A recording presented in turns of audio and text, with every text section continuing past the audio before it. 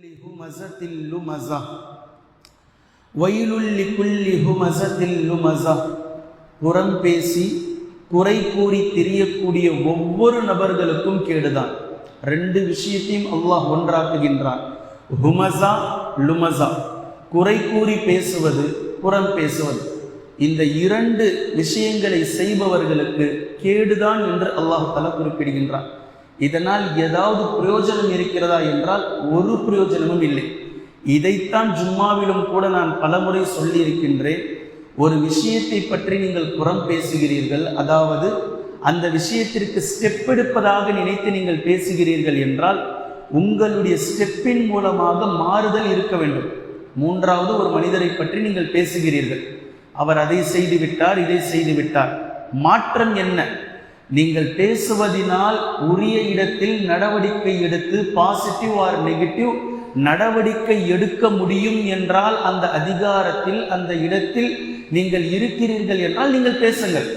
ஆனால் வெட்டியாக முக்குட்டு மூலையில் நின்று கொண்டு போற வருபவர்கள் எல்லாவற்றையும் வாயில வெத்தலைப்பாக்கு போட்டு மெல்ற மாதிரி பேசுவதை தான் இஸ்லாம் புறம் என்கின்றது. இப்போ இதை பற்றி பலதரப்பட்ட ஹதீஸ்களில் நாம் பார்க்கின்றோம். அல்லாஹ்வின் தூதர் ஸல்லல்லாஹு அலைஹி வஸல்லம் அவர்களுடைய காலத்தில் மாஇஸ் பின் மாலிக் ரலியல்லாஹு அன்ஹு அவர்கள் விபச்சாரம் செய்து விட்டார்கள். அவர்களாகவே வந்து ஒத்தும் கொண்டார்கள், நான் இவ்வாறு பாவம் செய்து விட்டேன் என்று. நபி ஸல்லல்லாஹு அலைஹி வஸல்லம் அவர்கள் ஒரு குற்றவாளியை உடனடி குற்றவாளியாக ஆக்கக்கூடாது என்பதற்காக அவரே வந்து ஒப்புக்கொள்கிறார். ஆனால் நபி அவர்கள் அவர்களை மடைமாற்றுகிறார்கள். நீங்கள் இப்படி செய்ததுதான் விபச்சாரம் என்று சொல்கிறீர்களா? நீங்க இப்படி செஞ்சிட்டீங்களா, இப்படி பண்ணிட்டீங்களா? நபி அவர்களே அவர்களை தண்டனையிலிருந்து காப்பாற்றுவதற்கு தானாகவே விபச்சாரம் செய்துவிட்டேன் என்று சொல்லக்கூடிய சஹாபியை சிறிய பாவங்களை கொண்டு நீங்கள் பார்த்து விட்டீர்களா, கட்டி அணைத்து விட்டீர்களா, முத்தமிட்டதை விபச்சாரம் என்று சொல்கிறீர்களா, கை தொட்டு விட்டீர்களா, கைப்பட்டு விட்டதா என்றெல்லாம் நபி அவர்கள் கேட்கிறார்கள். ஆனால் கடைசியாக மீண்டும் மீண்டும் அவர் சொல்கிறார், அல்லாஹ்வின் தூதரே இல்லை, விபச்சாரம் என்று அகராதியில் எதற்கு சொல்வார்களோ அதைத்தான் நான் செய்துவிட்டேன். இதற்கு பின்புதான் நபி ஸல்லல்லாஹு அலைஹி வஸல்லம் அவர்கள் அப்படி என்றால் இவரின் மீது ரஜ்மை நிறைவேற்றுங்கள் என்று சொல்லி அங்கிருந்து சென்று விட்டார்கள். இன்றைய தினம் எங்கிருந்தோ யாரிடமிருந்தோ வரக்கூடிய செய்திகளை முடிவு செய்து விடுகிறார்கள் இவர்களே. இப்போ இந்த ஹதீஸ்ல பாருங்க, தவறு செய்தவரே வந்து ஒப்புக்கொள்கிறார். அதையும் நபி ஸல்லல்லாஹு அலைஹி வஸல்லம் அவர்கள் அவருடைய பாவத்தை கழற்றிவிட பார்க்கிறார்கள். ஆனால் இங்கு யாரோ ஒருவர் யாரை பற்றியோ பேசினால் 100% விட 200% இவரே நின்று பார்த்ததை போன்று இவர்கள் அதை உறுதுணையாக்கிக் கொள்வதை நாம் பார்க்கிறோம். இப்போ இந்த இடத்தில் மாஇஸ் பின் மாலிக் அவர்களின் மீது ரஜ்ம செய்யக்கூடிய நேரத்தில் அவர் ஓடுகிறார். கல்லடி தாங்க முடியாமல் அவர் ஓடுகிறார். அவரை பிடித்தார்கள் சஹாபாக்கள். பின்பு இந்த செய்தி நபி ஸல்லல்லாஹு அலைஹி வஸல்லம் அவர்களிடத்தில் வந்து சொன்னபோது நபி அவர்கள் சொன்னார்கள், அவர் தான் ஓடுனார்கள், விட வேண்டியதுதானே, ஏன் பிடிச்சு அடிச்சீங்க என்று கேட்டார்கள். பின்பு இந்த சம்பவம் நடந்து முடிந்ததற்கு பின்னால் நபி ஸல்லல்லாஹு அலைஹி வஸல்லம் அவர்களும் சஹாபாக்களும் சென்று கொண்டிருந்த போது 2 மனிதர்கள் மாஇஸ் பின் மாலிக் ரலியல்லாஹு அன்ஹு அவர்களை பற்றி தவறாக பேசினார்கள். நடந்த குற்றம், அதற்காக தண்டனை நிறைவேற்றப்பட்டு விட்டது, முடிஞ்சு போச்சு. இதை இருவர்கள் தவறாக பேசினார்கள். இது நபி ஸல்லல்லாஹு அலைஹி வஸல்லம் அவர்களுடைய காதில் கேட்டது. ஆனால் நபி அவர்கள் கேட்காத மாதிரி போய்கிட்டே இருந்தாங்க. கொஞ்சம் தூரம் சென்றதற்கு பின்னால் ஒரு கழுதை செத்து கிடந்து அது துர்நாற்றம் வீசி சிதைந்து போய் மக்கி போய் மிக மோசமான நிலையில் இருந்தது. அந்த இடம் வந்தவுடனே நபி அவர்கள் நின்றாங்க. சஹாபாக்கள் எல்லோரும் பின்னால் நின்றார்கள். பின்பு திரும்பி கேட்டார்கள், மாஇஸ் பின் மாலிக்கை பற்றி இவ்வாறு பேசினீர்களே, யாரது என்று கேட்டார்கள். இவரும் தான் என்று கை காட்டப்பட்டது. 2 பேரும் இங்கே வாங்க. இருவர்களையும் அழைத்து அந்த கழுதையின் மாமிசத்தை நீங்கள் சாப்பிடுங்கள் என்று சொன்னார்கள் அல்லாஹ்வின் தூதர் ஸல்லல்லாஹு அலைஹி வஸல்லம் அவர்கள். நீங்கள் இப்போது பேசினீர்களே மாஇஸ் பின் மாலிக் ரலியல்லாஹு அன்ஹு, அவர்களை பற்றி நீங்கள் பேசுவதை காட்டிலும் இதை சாப்பிடுங்கள் என்று சொன்னார்கள் அல்லாஹ்வின் தூதர் ஸல்லல்லாஹு அலைஹி வஸல்லம் அவர்கள். கண்ணியத்திற்குரிய அல்லாஹ்வின் அடியார்களே, இந்த செய்திகள் எல்லாம் நமக்கு மிக தெளிவாக ஒரு விஷயத்தை புரிய வைக்கின்றது. வாழ்நாள் முழுக்க செய்யக்கூடாத ஒரு பாவத்தை ரமலானிலும் நாம் செய்து விடுகின்றோம். இதுதான் மிகப்பெரிய பிரச்சனை. நோன்பாளியாக இருந்து நோன்பு வைத்து கொண்டு இஃப்தாருடைய நேரத்தில், சஹருடைய நேரத்தில் எவ்வளவு புனிதமான நேரம். சஹருடைய நேரம் நாம் உணவிலே இருக்கும்போது அல்லாஹ் முதல் வானத்தில் இருக்கின்றான். நாம் உணவுக்காக அமர்ந்திருப்போம். அல்லாஹ் முதல் வானத்தில் நமக்காக இறங்கி வந்து கேட்பவர்கள் யாரேனும் இருக்கிறீர்களா? கொடுக்கின்றேன். பாவ மன்னிப்பை தேடுபவர்கள் யாரேனும் இருக்கிறீர்களா? பாவங்களை மன்னிக்கின்றேன். அழைப்பவர்கள் யாரேனும் இருக்கிறீர்களா? அவர்களுக்கு பதிலளிக்கின்றேன் என்று நமக்காக 7 வானங்களை கடந்து நம்மை படைத்த ரப்புல் ஆலமீன் வந்து நமக்காக பேசிக்கொண்டு இருக்க, நாம் சர்வசாதாரணமாக அடுத்தவர்களை பற்றி சஹருடைய நேரத்தில் பேசுகின்றோம், குறை பேசிக்கொண்டே இருக்கின்றோம். இஃப்தாருடைய நேரம் ஒரு நோன்பாளி 2 சந்தோஷத்தை அனுபவிக்கின்றான் என்று நபி ஸல்லல்லாஹு அலைஹி வஸல்லம் அவர்கள் சொல்லி, ஒன்று நோன்பின் மூலமாக ஒரு நோன்பாளி தன் இறைவனை சந்திக்கின்றான், மற்றொன்று நோன்பு திறக்கும் நேரத்தில் அந்த சந்தோஷத்தை உணர வேண்டும் என்று அல்லாஹ்வின் தூதர் ஸல்லல்லாஹு அலைஹி வஸல்லம் அவர்கள் சொல்லி இருக்க, இந்த ஈமானிய சந்தோஷத்தை பற்றி கொஞ்சமும் கவனம் எடுக்காமல் இஃப்தாருடைய நேரத்திலும் குறை கூறுவது, இஃப்தாருடைய நேரத்திலும் புறம் பேசுவது. இஃப்தாருடைய நேரம் எவ்வளவு அழகான நேரம்! யா அல்லாஹ், பகல் முழுக்க நான் உனக்காக தாகித்திருந்தேன், பகல் முழுக்க நான் உனக்காக பசியோடு இருந்தேன். நீ எனக்கு ஹலாலாக்கி என் மனைவியிடம் இருந்து 13 மணி நேரம் நான் ஆசையோடு இணங்காமல் இருந்தேன்.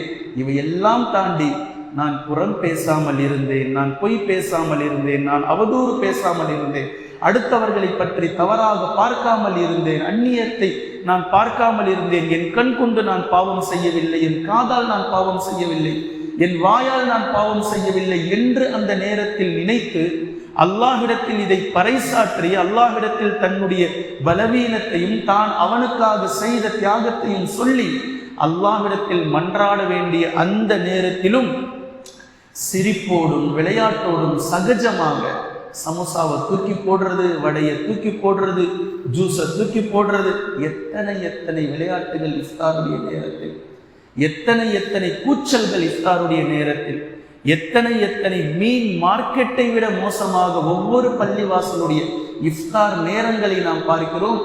அவ்வளவு இறைச்சலாக மஸ்ஜித் சுஜூது செய்யும் இடம், அமைதியான இடம், அல்லாஹ்வை மட்டுமே ஒரு அடியான் நினைத்து உலகத்தினுடைய உறவுகளையும் உலகத்தினுடைய படைப்புகளையும் துண்டித்து முழுக்க படைப்பாளனோடு தன்னை தொடர்பு கொள்ள வேண்டிய அந்த இடத்திற்குள் வந்துவிட்டு ரஹ்மத்தை தேட வேண்டிய அல்லாஹ்விற்கு மிக பிடித்தமான இடத்தில் அமர்ந்து கொண்டு எத்தனை கலேபரங்கள் செய்யக்கூடியதை இஃப்தாருடைய நேரத்தில் நாம் பார்க்கிறோம். கண்ணியத்திற்குரிய அல்லாஹ்வின் அடியார்களே, இது எல்லா விஷயத்திலும் ஒரு நோன்பாளி கவனம் எடுக்க வேண்டும், ஒரு முஸ்லிம் கவனம் எடுக்க வேண்டும். நம்மை ஒழுக்க சீலனாக மாற்றுவதற்குத்தான் ரமலானை தவிர 11 மாதங்களில் இருந்ததை காட்டிலும் ரமலானில் கூட கொஞ்சம் அநியாயம் செய்வதற்காக ரமலான் அல்ல. இங்கு கவனம் எடுக்க வேண்டிய விஷயம் மிக ஆழமானதொரு வயிலுல்லி குல்லி ஹுமஸத்தில் லுமஸா, புறம் பேசி குறை கூறி தெரியக்கூடிய ஒவ்வொருவனுக்கும் கேடுதான் என்று அல்லாஹ் பேசுகின்றான். அல்லதி ஜமஅ மாலம் வஅத்ததா, அவன் தனது செல்வத்தை சேர்த்து வைத்துக் கொள்கின்றான், அதை எண்ணி பார்க்கின்றான். ஒவ்வொரு நொடியும் நம்முடைய பேலன்ஸ் எவ்வளோ இருக்கு, டெய்லி ஒரு முறை கூகுள் பேல செக் பண்ண வேண்டியதா இருக்கு, பேலன்ஸ் இருக்கா இல்லையா, எண்ணி பார்த்து கொண்டிருக்கின்றான். அல்லதி ஜமஅ மாலம் வஅத்ததா யஹ்ஸபு அன்ன மாலஹு அஹ்லதா, அவன் நினைத்து கொண்டிருக்கின்றான் இந்த பொருள் என்னை நிலையாக இந்த உலகத்தில் இருக்க செய்யும் என்று அவன் எண்ணுகின்றான். அல்லாஹ் பேசுறா, கல்லா, அவ்வாறல்ல, இப்படி அல்ல. லயும்பதன்ன ஃபில் ஹுதமா, ஹுதமாவிலே நிச்சயமாக அவன் எரியப்படுவான் என்று அல்லாஹ் பேசுகின்றான். நரகத்தில் அழைச்சிட்டு போய் விடுறதுன்றது ஒரு பக்கம், நரகத்துல தள்ளி விடுறதுன்றது ஒரு பக்கம். வானவர்கள் எங்கேயோ நின்றுக்கிட்டு ஒரு மனிதனை தூக்கி நரகத்துல கடாசுனா எப்படி இருக்கும்? அப்ப அவன் எவ்வளவு கேவலமானவன். ஒரு குப்பையை தான் நம்ம அந்த மாதிரி போடுவோம். குப்பை தொட்டியில போய் குப்பையை வைக்கிறது இல்லை, குப்பை தொட்டி எங்க இருக்குன்னு பார்த்து இங்கிருந்து தூக்கி போடுறது. அப்போ அல்லாஹ்வின் பார்வையில், வானவர்களின் பார்வையில் இந்த புறம் பேசியவன், குறை கூறி தெரிந்தவன், தனது செல்வம் தன்னை நிலையாக வைத்திருக்கும் என்று எண்ணியவன், தனது செல்வத்தை எண்ணி எண்ணி பார்த்து பெருமை கொண்டவன், இவன் குப்பையை விட கேவலமாக வானவர்கள் நின்ற இடத்திலிருந்து இவனை தூக்கி கடாசுவார்கள் நரகத்திற்கு. லயும்பதன்ன ஃபில் ஹுதமா.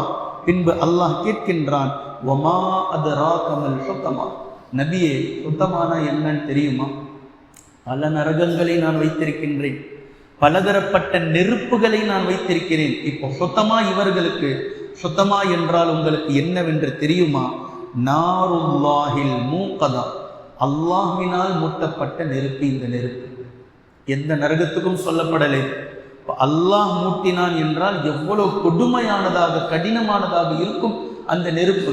நாருல்லாஹில் மூகதா, அல்லாஹ்வினால் மூட்டப்பட்ட நெருப்பு இந்த நெருப்பு, ஹுதமாவினுடைய நெருப்பு. அல்லதி தத்தலிஉ அலல் அஃஇதா, இந்த நெருப்பு உடலின் மேல் பட்டால் உள்ளம் வரை சென்று பாதிக்கும். அது உடலின் மேல் பட்டால் உள்ளம் வரை சென்று பாதிக்கும் இந்த நெருப்பு. இப்போ நிறைய பேரை தீக்குளித்து இறப்பவர்களை நாம் பார்க்கிறோம். இவங்களா சூசைட் பண்ணிக்கிட்டாலும் சரி, அல்லது திடீரென்று ஏதேனும் ஒரு பிளாஸ்ட்ல தீ விபத்தில் இவர்கள் மாட்டிக்கொண்டாலும் சரி, தீ பிடித்தவர்கள் எப்படி அலறி அடித்து கொண்டு ஓடுகிறார்கள். தாங்க முடியாமல் அலறி அடித்து கொண்டு அங்கும் இங்குமாக ஓடுவதை நாம் பார்க்கிறோம். அந்த தீ அணைக்க முடியாதா என்று அல்லாஹ் சொல்றான், இன்னஹா அலைஹிம் முஸதா ஃபீ அமதின் முமத்ததா, நெருப்பால் இவர்கள் மூட்டப்பட்ட நிலையில் இவங்க அங்கும் இங்கும் ஓட முடியாது. இப்படி ஓடினால் வேதனையில் ஏதேனும் குறைபாடு ஏற்பட்டு விடுமோ என்று கம்பங்கள் இருக்கும் நரகத்தில் அந்த கம்பங்களிலே இவர்களை வைத்து கட்டி வைக்கப்படும். நெருப்பினுடைய அந்த வேதனை அவர் முழுமையாக உணர்வார். இன்னஹா அலைஹிம் முஸதா ஃபீ அமதின் முமத்ததா, உயர் ரகமான கம்பங்கள் இருக்கும் அந்த கம்பங்களிலே இவர்களை வைத்து கட்டி வைத்துத்தான் இந்த நெருப்பு மூட்டப்படும் என்று அல்லாஹு தஆலா பேசக்கூடிய இந்த வேதனை யாருக்கு என்பதை மீண்டும் நினைவூற்றிக் கொள்ளுங்கள். குறை கூறி புறம் பேசி தெரியக்கூடிய ஒவ்வொரு நபர்களுக்கும் இந்த வேதனை உண்டு என்று அல்லாஹு தஆலா பேசுகின்றான். எனவே கண்ணியத்திற்குரிய அல்லாஹ்வின் அடியார்களே, ரமலான் மாதத்தில் மிக மிக கவனமாக நாம் இருக்க வேண்டிய விஷயம், அடுத்தவர்களை பற்றி தயவு செய்து குறை கூறாமல் புறம் பேசாமல் இந்த விஷயத்தில் மிக கவனமாக இருந்து கொள்ளுங்கள். அல்லாஹு தஆலா நம்முடைய பாவங்களை மன்னிப்பதற்கு போதுமானவன். வரக்கூடிய ரமலான் கலப்படம் இல்லாத இஹ்லாஸான முறையில் நன்மையை மட்டுமே நாம் செய்த ரமலானாக அல்லாஹு தஆலா இந்த ரமலானை நமக்கு ஆக்கியருள் புரிவானாக. குர்ஆனையும் ஹதீஸையும் தெளிவாக விளங்கக்கூடிய நன்மக்களாகவும் அதை நடைமுறைப்படுத்தக்கூடிய மக்களாகவும் அல்லாஹ் நம்மை ஆக்குவானாக. சுப்ஹானக்கல்லாஹும்ம பிஹம்திக அஷ்ஹது அல்லா இலாஹ இல்லா அன்த அஸ்தக்ஃபிருக வ அத்தூபு இலைக்.